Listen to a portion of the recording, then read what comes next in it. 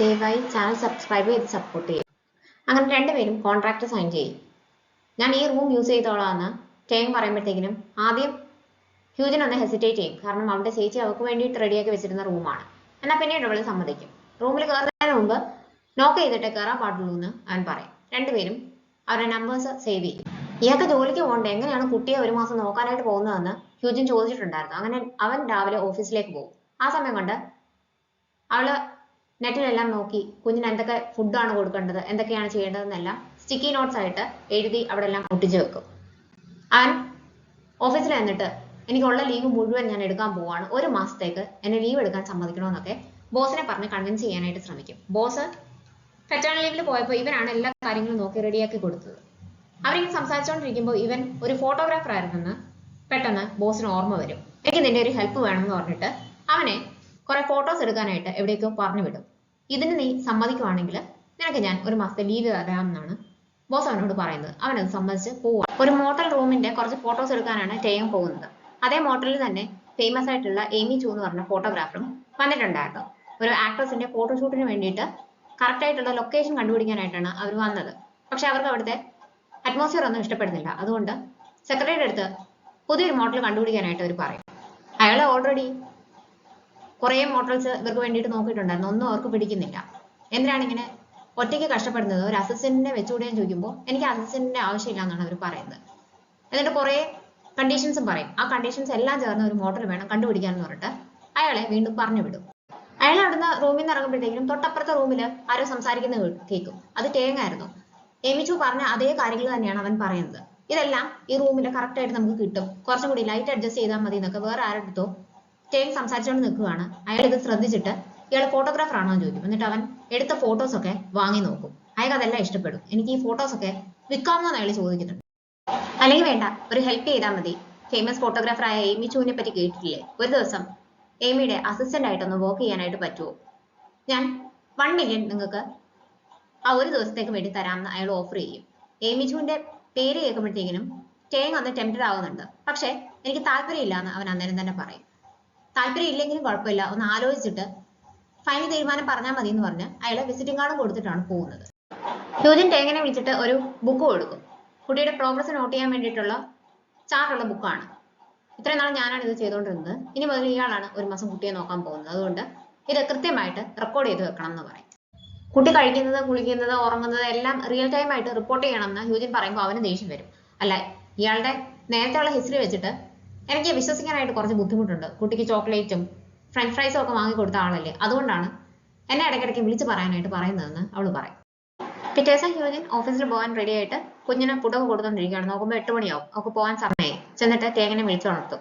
അവൻ നല്ല ഉറക്കത്തിലായിരുന്നു. എനിക്ക് ഓവർ ടൈം തരേണ്ടി വരുമെന്ന് അവൻ പറയുമ്പോൾ നേരെ കോൺട്രാക്ട് വായിച്ച് നോക്കിയിട്ട് സൈൻ ചെയ്യണമായിരുന്നു. എനിക്ക് പോകാൻ സമയമായി, ഈ സമയം മുതൽ കുഞ്ഞിനെ നോക്കണം, 6 മണി വരെയാണ് നോക്കേണ്ടത്, എനിക്ക് അതുവരെ ഓഫീസിൽ നിന്ന് ഇറങ്ങാനായിട്ട് പറ്റത്തില്ല എന്ന് പറഞ്ഞിട്ട് കുഞ്ഞിനെ തേങ്ങനെ ഏൽപ്പിച്ചിട്ട് അവൾ പോകും. അങ്ങനെ ഹ്യൂജൻ കമ്പനിയിലേക്ക് ചെല്ലും. അവളൊരു കോൺട്രാക്ട് വർക്കർ ആണ്. അവിടെ ഫുൾ ടൈം എംപ്ലോയീസിന്റെ കൂടെ തന്നെയാണ് ഓറിയന്റേഷൻ ഒക്കെ കൊടുക്കുന്നത്. ബുക്സ് ഒക്കെ കാണിച്ച് കുഞ്ഞിന് ഓരോന്ന് പറഞ്ഞു കൊടുക്കണം എന്നൊക്കെ അവിടെ നോട്ട്സ് ഒക്കെ എഴുതി വെച്ചിട്ടുണ്ടായിരുന്നു. പക്ഷെ ഇവനാണെങ്കിൽ TV ഒക്കെ വെച്ച് കൊടുത്തിട്ട് അതിന്റെ എല്ലാം ഫോട്ടോ എടുത്ത് അയച്ചു കൊടുക്കും.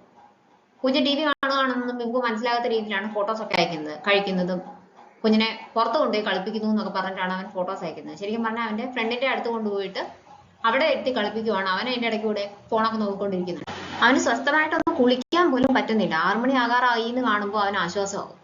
ഒരു ദിവസം കൊണ്ട് തന്നെ അവൻ തളരും. ഒരു മാസം ഇത് ചെയ്യണമല്ലോ എന്ന് ആലോചിച്ചിട്ടൊക്കെ എന്തെങ്കിലും കുടിച്ചോണ്ട് നിൽക്കുന്നുണ്ടെ ചൂടുവെള്ളം വരുന്നില്ല, തണുത്ത വെള്ളമാണ്. എന്താണ് സംഭവിച്ചതെന്ന് അറിയാൻ വേണ്ടിയിട്ട് അവൻ പുറത്തിറങ്ങി നോക്കും. അന്നേരത്തേക്ക് ഹ്യൂജനും വീട്ടിലേക്ക് തിരിച്ചു വരും. രണ്ടുപേരും കൂടി നോക്കുമ്പോൾ വാട്ടർ ഹീറ്റർ വർക്ക് ചെയ്യുന്നില്ല എന്ന് മനസ്സിലാവും. ഇയാൾക്ക് ശരിയാക്കാൻ അറിയത്തില്ല എന്ന് ഹ്യൂജൻ ചോദിക്കും. ഞാൻ ഇതുപോലത്തെ സ്ഥലത്തൊന്നും ഇതിന് മുമ്പ് താമസിച്ചിട്ടില്ല, ഞാൻ നല്ല നല്ല അപ്പാർട്ട്മെന്റ്സിൽ മാത്രമേ താമസിച്ചുള്ളൂ, അവിടെ ഇങ്ങനത്തെ പ്രശ്നങ്ങളൊന്നും വന്നിട്ടില്ല എന്ന് ടേം പറയും. ഇത് കേൾക്കുമ്പോൾ ഇവർക്ക് ദേഷ്യം വരും. ചേച്ചി ആയിരുന്നെങ്കിൽ ഇത് ശരിയാക്കിയേനെ എന്ന് പറയാനായിട്ട് വന്നിട്ട് അവൾ അങ്ങ് നിർത്തും. എന്നിട്ട് രണ്ടുപേരും കൂടി കമ്പനിയിലേക്ക് വിളിച്ചു നോക്കും. ഒരു വലിയ എമൗണ്ട് ആണ് അവരിത് വന്ന് ശരിയാക്കാനായിട്ട് പറയുന്നത്. അതുകൊണ്ട് തന്നെ ആളെ വിടണ്ടെന്ന് പറയും. കുഞ്ഞിനെ ഒട്ട് കുളിപ്പിച്ചിട്ടുമില്ല. ഇനിയിപ്പോ കുഞ്ഞിനെ കുളിപ്പിക്കാനായിട്ട് എന്ത് ചെയ്യും എന്ന് അവൾ ചോദിക്കുമ്പോഴത്തേക്കും ഇയാൾ തന്നെ അതിനെന്തെങ്കിലും മാർഗം കണ്ടുപിടിച്ചാലേ പറ്റത്തുള്ളൂ എന്ന് പറഞ്ഞിട്ട് തേൻ കൈ കഴിഞ്ഞിട്ട് അകത്ത് വരും. അങ്ങനെ ഹ്യൂജൻ തന്നെ വെള്ളം പിടിച്ച് ചൂടാക്കും. കുളിപ്പിക്കാനായിട്ട് അവൾ ഹെൽപ്പ് ചോദിക്കുമ്പോഴാണ് തേൻ ചെല്ലുന്നത്. അവിടെയും ആകെ പ്രശ്നമാണ്. അവസാനം തളർന്നു വന്നിരിക്കുമ്പോഴത്തേക്കും ഇയാൾ നേരെ ഹെൽപ്പ് ചെയ്തിരുന്നെങ്കിൽ കുറച്ചും കൂടി നേരത്തെ നമുക്ക് എല്ലാം ചെയ്തു തീർക്കാമായിരുന്നു എന്ന് പറഞ്ഞിട്ട് ഹ്യൂജൻ അവനെ കുറ്റപ്പെടുത്തും. ഇവരിങ്ങനെ വഴക്കുണ്ടായിക്കൊണ്ടിരിക്കുമ്പോൾ നോക്കുന്നുണ്ട് കുഞ്ഞിനെ കാണുന്നില്ല. കുഞ്ഞു വീണ്ടും അകത്ത് പോയി വെള്ളത്തിൽ കളിച്ചോണ്ടിരിക്കുകയാണ്.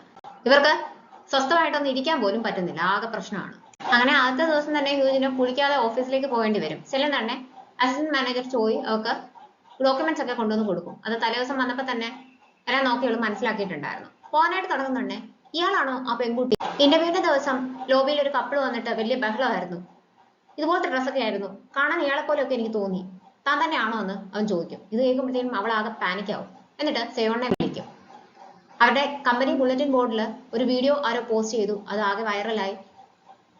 ലഞ്ചിന് പോകുമ്പോഴൊക്കെ ആ പെൺകുട്ടി ആരാണെന്നൊക്കെ എല്ലാവരും പരസ്പരം ചോദിക്കാറുണ്ടെന്നൊക്കെ സെയോൺ അവളുടെ അടുത്ത് പറഞ്ഞു കൊടുക്കും. വീഡിയോ നോക്കുന്നുണ്ടേ എല്ലാം അതിൽ വന്നിട്ടുണ്ട്. അവന്റെ മുഖം മാത്രമേ നേരെ കാണത്തുള്ളൂ. ഹ്യൂജിന്റെ മുഖം കാണത്തില്ല. ഇങ്ങനെ സംഭവം നടന്നത് ആ ഓഫീസിൽ മുഴുവൻ എല്ലാവരും അറിഞ്ഞിട്ടുണ്ട്. ആരാണെന്ന് മാത്രമേ അവർക്ക് ഇനി അറിയാനുള്ളൂ. ഇത് അറിഞ്ഞു കഴിയുമ്പോഴത്തേക്കും ഹ്യൂജിന് ആകെ പാനിക്കാവും. ബോയിലർ ശരിയാക്കിയില്ലെങ്കിൽ കുഞ്ഞിനെ കുളിപ്പിക്കാൻ പറ്റത്തില്ല. അതുകൊണ്ട് എന്ത് ചെയ്യണമെന്നറിയാൻ ഇവൻ ഫ്രണ്ടിനെ വിളിക്കും. കറക്റ്റ് ആയിട്ടുള്ള ടൂൾസ് ഒന്നും ഇല്ലെങ്കിൽ അത് ശരിയാക്കാൻ പറ്റത്തില്ല എന്ന് ഫ്രണ്ട് പറയും. അങ്ങനെ ഇവൻ അടുത്തുള്ള ഫ്ലാറ്റിൽ പോയി ഹെൽപ്പ് ചോദിക്കും. ഇയാൾ ആരാണ്? ഞാൻ മൂജുവിനെ കണ്ടിട്ടുണ്ട്, ആ പെൺകുട്ടിയെ കണ്ടിട്ടുണ്ട്, ഇയാളെ ഇതിനു മുമ്പ് കണ്ടിട്ടില്ലല്ലോ എന്ന് അയാൾ സംശയത്തോടെ ഇവനടുത്ത് ചോദിക്കും.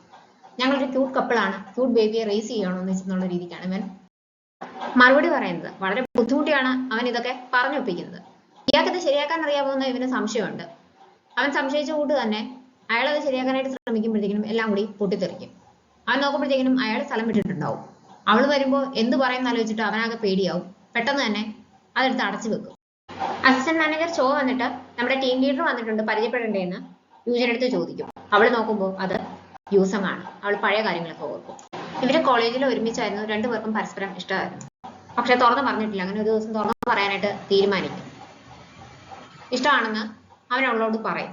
ഇത് ഞാൻ നേരത്തെ പറയേണ്ടതായിരുന്നു, നീ പറയാൻ പറ്റിയില്ല, അതിൽ എനിക്ക് റിഗ്രറ്റ് ഉണ്ടെന്നൊക്കെ പറയും. അപ്പൊ ഇനി കുറച്ച് നാളും കൂടെ ഉള്ളൂ ക്ലാസ്. ആ സമയത്ത് അവൾക്കൊരു കോള് വരും. അത് അറ്റൻഡ് ചെയ്തോളാനായിട്ട് അവൻ പറയും. ഇവള് പുറത്ത് പഠിക്കാൻ പോകാൻ വേണ്ടിയിട്ട് അപ്ലൈ ചെയ്തിട്ടുണ്ടായിരുന്നു. അവിടുത്തെ യൂണിവേഴ്സിറ്റിയിൽ അക്സെപ്റ്റ് ചെയ്തു എന്ന് പറഞ്ഞിട്ടുള്ള മെസ്സേജ് ആയിരുന്നു അത്. ഞാൻ പുറത്ത് പഠിക്കാൻ പോവുകയാണ്, അതുകൊണ്ട് നമ്മുടെ റിലേഷൻ കണ്ടിന്യൂ ചെയ്യാൻ പറ്റുമെന്ന് എനിക്ക് തോന്നുന്നില്ല എന്നവള് യൂസങ്ങിന്റെ അടുത്ത് പറയും. അങ്ങനെയാണ് അവർ പിരിയുന്നത്.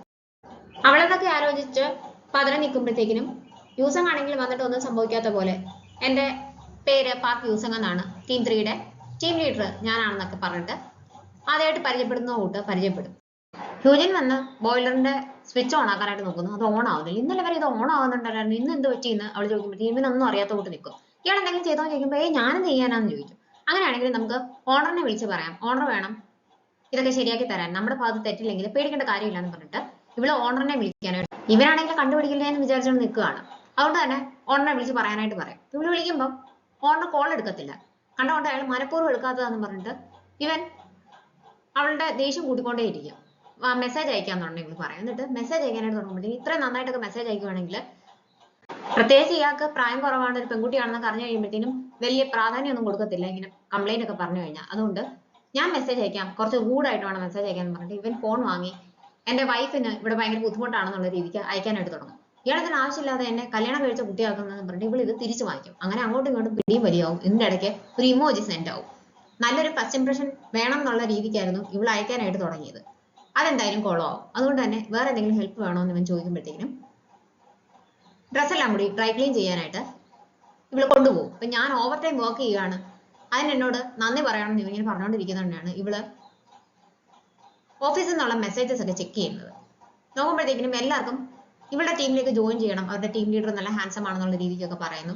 ഇവളിതൊക്കെ വായിച്ചുകൊണ്ടിരിക്കുമ്പോഴത്തേക്കിനും അന്ന് ലോബിയിൽ വന്ന് സീൻ ഉണ്ടാക്കിയ കുട്ടിയില്ല, ആ കുട്ടിയും ഇന്റർവ്യൂ പാസ്സായി എന്നാണ് കേൾക്കുന്നതെന്ന് പറഞ്ഞിട്ട് എല്ലാവരും അങ്ങോട്ടും ഇങ്ങോട്ടും പറയുന്നു. ഇവള് നോക്കുമ്പോൾ ആരോ ആ വീഡിയോയും പോസ്റ്റ് ചെയ്തിട്ടുണ്ട്. ഇവൾ ഉടനെ തന്നെ ഇത് അവനെ കാണിച്ചു കൊടുക്കും. ഇയാള് കാരണം എന്റെ ഓഫീസ് ലൈഫ് ആകെ കുളവും, എന്റെ ടീം ലീഡർ എന്റെ ഫസ്റ്റ് ലവ് ആയിരുന്നു, അവന്റെ ഫ്രണ്ടിൽ ഒരു നല്ല ഇംപ്രഷൻ വേണമെന്ന് എനിക്ക് ആഗ്രഹം ഉണ്ടായിരുന്നു, ഇതിപ്പോ അതൊന്നും നടക്കത്തില്ല, എനിക്ക് ഒരു ആക്ട്രസിന്റെ ഇമേജ് ആയിരുന്നു എന്റെ ടീം ലീഡറിന്റെ ഫ്രണ്ടിൽ എന്ന് പറയുമ്പോഴത്തേക്കിനും ഇവൻ അവളെ കളിയാക്കും. ബോയിലർ ശരിയാക്കാൻ പറ്റാത്തത് കൊണ്ട് അന്നത്തെ ദിവസം തണുത്ത വെള്ളത്തിൽ കുളിച്ചിട്ടാണ് ഹ്യൂജിൻ ഓഫീസിലേക്ക് പോകുന്നത്. അന്ന് വന്നിട്ട് ഹ്യൂജിൻ സൂക്ഷിച്ചു വെച്ചിരുന്ന ഫോട്ടോസ് ഒക്കെ എടുത്ത് നോക്കുന്നുണ്ട്. അവളുടെയും യൂസങ്ങിന്റെയും ഒന്നിച്ചുള്ള ഫോട്ടോസ് ഒക്കെ അവളുടെ കയ്യിൽ ഇപ്പോഴും ഉണ്ട്. അതിന്റെ അടുത്ത ദിവസം ഇവള് തണുത്ത വെള്ളത്തിൽ കുളിച്ചിട്ടാണ് പോകുന്നത്. ഇവക്ക് ചെറുതായിട്ട് ചുമയൊക്കെ വന്നു തുടങ്ങിയിട്ടുണ്ടെന്ന് ടേം ശ്രദ്ധിക്കുന്നുണ്ട്. മീറ്റിംഗ് കഴിഞ്ഞ് പോകുമ്പോൾ ഹ്യൂജിൻ ചുമക്കുന്നത് യൂസങ്ങും ശ്രദ്ധിക്കുന്നുണ്ട്. ഡ്രസ്സൊക്കെ കഴുകിക്കൊണ്ടിരിക്കുമ്പോൾ ടേങ്ങിന് ഹ്യൂജിൻ ചുമച്ചോണ്ടൊക്കെ പോയത് ഓർമ്മ വരും. അവൻ അവന്റെ ഡ്രസ്സ് കഴുകാനായിട്ട് എടുക്കുന്നുടനെ അന്നത്തെ ആ വിസിറ്റിംഗ് കാർഡ് കിട്ടും. അയാൾ ഒരു ദിവസം 1 million ആണ് അവന് സാലറി പറഞ്ഞിരുന്നത്. അതുകൊണ്ട് തന്നെ അതിന് പോകാൻ അവൻ തീരുമാനിക്കും. പൂജനെ ഫ്രണ്ട്സിന്റെ അടുത്ത് ഏൽപ്പിച്ചിട്ടാണ് അവൻ പോകുന്നത്. എന്ന് കഴിയുമ്പോൾ പറഞ്ഞ പൈസ അന്ന് തന്നെ കിട്ടുമല്ലോ എന്ന് അവൻ ചോദിച്ചു ഉറപ്പിക്കുന്നുണ്ട്. ഇത്രയും വർഷങ്ങൾക്കിടയിൽ ഇത്ര പെട്ടെന്ന് ഒരു ലൊക്കേഷൻ സെലക്ട് ചെയ്യാനായിട്ട് പറ്റിയത് അതിന് ഇയാളോട് നന്ദിയുണ്ട്. ഇന്നത്തെ ദിവസം ഇയാൾ ഒരു കാര്യം മാത്രം ശ്രദ്ധിച്ചാൽ മതി. എമിച്ചു എന്ത് പറഞ്ഞാലും എല്ലാം ഓക്കെ ആണെന്ന് പറയണം. ഒന്നും അങ്ങോട്ടേക്ക് കയറി നിർദ്ദേശങ്ങൾ കൊടുക്കരുത്, ഓവർ സ്മാർട്ട് ആകാൻ നോക്കരുത് എന്ന് വാർണിംഗ് കൊടുത്തിട്ടാണ് അയാൾ പോകുന്നത്. അങ്ങനെ ഫോട്ടോഷൂട്ട് നടക്കുന്ന സ്ഥലത്തേക്ക് ടേം ചെല്ലും.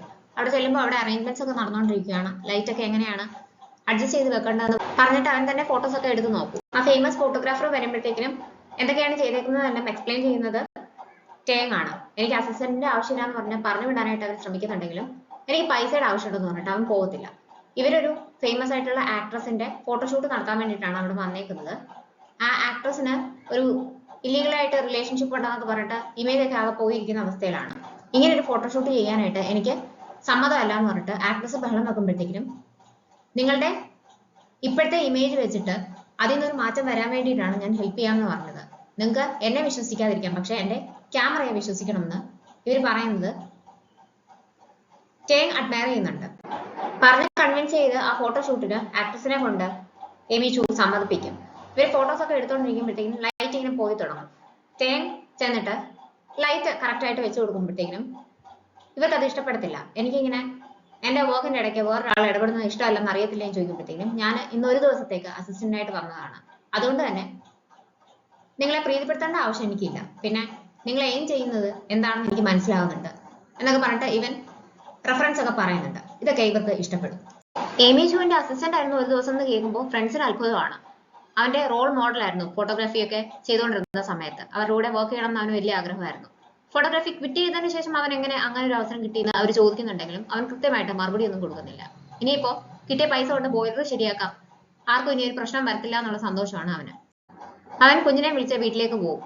ബോയിലർ ശരിയാക്കാനായിട്ട് ആളെ വിളിച്ച് റെഡി ക്യാഷ് കൊടുത്തത് ശരിയാക്കിക്കും. അയാൾ പോയി കഴിഞ്ഞിട്ട് നോക്കുമ്പോൾ കുഞ്ഞ് അവന്റെ റൂമിൽ കയറി സാധനങ്ങളെല്ലാം വലിച്ചു വരി ഇടുകയാണ്. അവനെന്ന ട്രാഷ് ക്യാനിൽ കളഞ്ഞ ക്യാമറ വീണ്ടും എടുത്തിട്ടുണ്ടായിരുന്നു. ആ ക്യാമറയും കുഞ്ഞെടുത്ത് വെളിയിട്ടിട്ടുണ്ട്.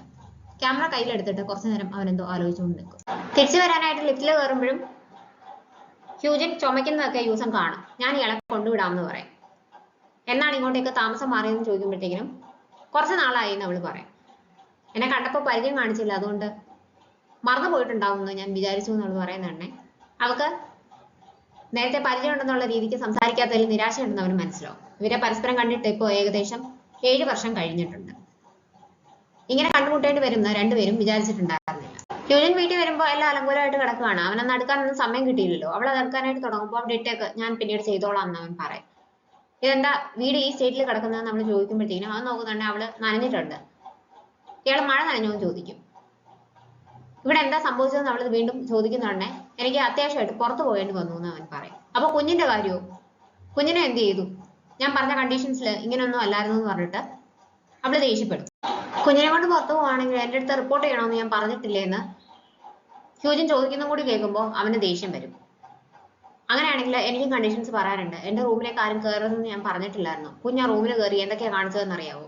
ഞാൻ 3 വർഷമായിട്ട് ക്യാമറ ഉപയോഗിച്ചിട്ടില്ല. ഇവിടെ പല പ്രശ്നങ്ങളും ഉള്ളതുകൊണ്ട് അത് പരിഹരിക്കാൻ വേണ്ടിയിട്ടാണ് ഞാൻ ഇന്ന് പോയത്. ഞാൻ എന്തിനാണ് പുറത്തു പോയതെങ്കിലും ഇയാൾക്ക് അറിയാവോ? ഇത്രയും കാലത്തിന് ശേഷം ഞാൻ ആദ്യമായിട്ട് ക്യാമറ കയ്യിലെടുത്തു.